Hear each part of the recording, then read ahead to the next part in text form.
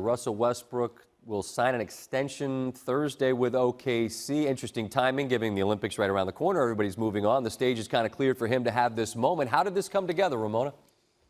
Well, as soon as Kevin Durant said he was leaving, the Thunder took a breath and then gave Russell Westbrook a couple of days to think about this, about making a commitment to stay at least beyond this season.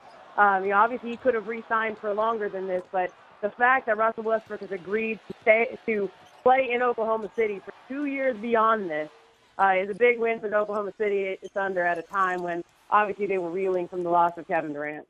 Can you give us any insight? And I realize that asking to get inside Russell's mind is a tricky thing to ask of anyone. But sure.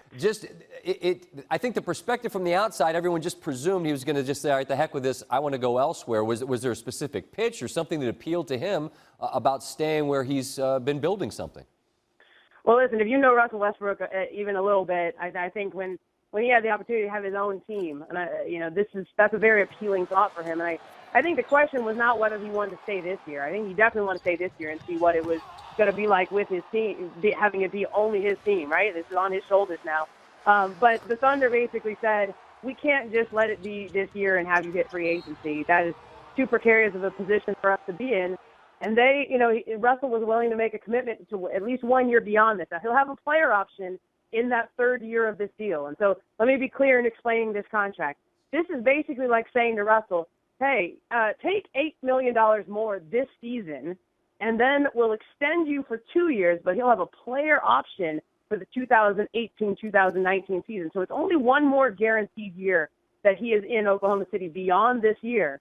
But this is if you're the Oklahoma City Thunder, getting one more year is a big win after you just got left at the altar by Kevin Durant. Chris, what more details can you tell us on this? Well, the sides have been talking for the past few weeks, and obviously Oklahoma City really wants to get it done.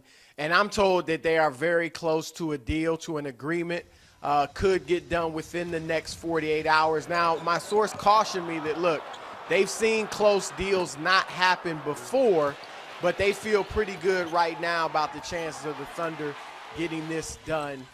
So it looks like if everything works out for them, they'll have Russell Westbrook signed for the 2 years after this season.